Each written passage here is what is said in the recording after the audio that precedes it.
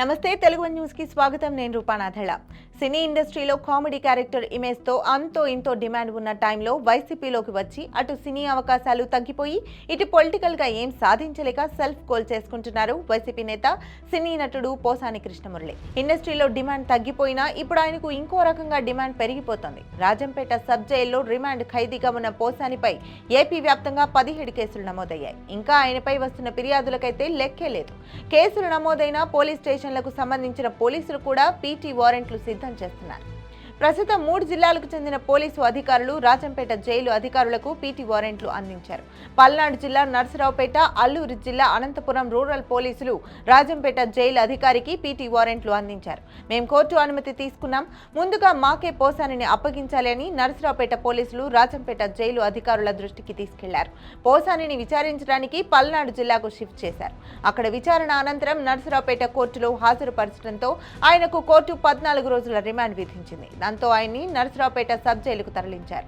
అయితే పోసానిని విచారించాలని వివిధ జిల్లాల పోలీసులు పీటీ వారెంట్లతో జైళ్లకు క్యూ కడుతున్నారు. దాంతో ఎప్పుడు ఏ జిల్లా పోలీసుల కస్టడీకి పోసానిని అప్పగిస్తారనేది సస్పెన్స్ గా మారింది. ఈ వ్యవహారం అంతా చూస్తూ మొత్తానికి పోసానికి ఇప్పుడు ఇలా డిమాండ్ పెరిగిపోతోందన్న సెటైర్లు తెగ వినిపిస్తున్నాయి. వైసీపీ అధికారంలో ఉన్నప్పుడు పోసాని కృష్ణమురళి ఏ రేంజ్ లో చెలరేగిపోయారో వేరే చెప్పనక్కర్లేదు. జనసేనాని పవన్ కళ్యాణ్ తో పాటు ఆయన ఫ్యామిలీని ఓ రేంజ్ లో టార్గెట్ చేశారు. సినిమాల్లో డబుల్ మీనింగ్ డైలాగులతో పాపులర్ అయిన పోసాని పాలిటిక్స్ లో డైరెక్ట్ గా బూతు ప్రయోగాలతో అసభ్యకరమైన ట్రెండ్ కు తెరలేపారు. తన నోటి దూకుడుకు పవన్, ఆయన భార్య, పిల్లలు, ఇతర కుటుంబ సభ్యుల గురించి ఇష్టం వచ్చినట్లు మాట్లాడారు. తనకు కూడా పెళ్లాం బిడ్డలు ఉన్నారన్న విషయం మర్చిపోయినట్లు జుగుప్సాకరమైన భాషతో పవన్ ఫ్యామిలీని టార్గెట్ చేశారు. ఆఖరికి రాజకీయాల నుంచి రిటైర్ అయ్యి పద్ధతిగా తన సినిమాలు తాను చేసుకుంటున్న మెగాస్టార్ చిరంజీవిని కూడా పోసాని వదిలిపెట్టలేదు. పీఆర్పీతో వ్యాపారం చేశారని, కాపులకు వెన్నుపోటు పొడిచారని అవాకులు చెవాకులు పేలారు. వైసీపీ అధికారంలో ఉండటంతో అప్పట్లో జన సైనికులు పోసానిపై ఎన్ని కేసులు పెట్టినా పోలీసులు యాక్షన్ తీసుకోలేదు. కూటమి ప్రభుత్వం ఏర్పడ్డాక జనసేన నాయకులు మళ్లీ ఫిర్యాదు చేయడంతో కడప జిల్లా పోలీసులు గంటల వ్యవధిలోనే హైదరాబాద్కు వెళ్లి పోసానిని అరెస్ట్ చేసి తీసుకొచ్చారు. వైసీపీ గద్దె దిగాక కూడా కొంతకాలం పోసాని తన నోటికి పని చెప్తూనే వచ్చారు. టీడీపీ చైర్మన్ బీఆర్ నాయుడుతో పాటు ముఖ్యమంత్రిపై తన స్టైల్లో నోరు పారేసుకున్నారు. ఇంత జరిగాక 2 నెలల క్రితం మీడియా ముందుకొచ్చి తనకు జ్ఞానోదయం అయిందని, రాజకీయాల నుంచి తప్పుకుంటున్నారని, ఇకపై తనకు రాజకీయాలకు సంబంధం లేదని ప్రకటించి సెంటిమెంట్ పండించాలని చూశారు. టీడీపీ జనసేన నేతలపై తాను చేసిన వ్యాఖ్యలకు పోసాని క్షమాపణలు కూడా కోరారు. మంత్రి నారా లోకేష్ కి తన పట్ల సాఫ్ట్ కార్నర్ ఉందని, పార్టీలో కూడా ఆహ్వానించారనే విషయాన్ని పోసాని గతంలోనే వెల్లడించారు. ఆ క్రమంలో పోసాని క్షమాపణలు కోరడంతో ఆయన ఆరోగ్యరీత్యా కేసుల విషయంలో Nara Lokesh wait and see policy అవలంబిస్తున్నారనే ప్రచారం జరిగింది. అయితే ఓవర్ నైట్ పోసాని ఏపీ పోలీసులకు బుక్ అయ్యారు. ఈ సడన్ ట్విస్ట్ వెనుక డిప్యూటీ సీఎం పవన్ కళ్యాణ్ పట్టుదలే కారణమంట.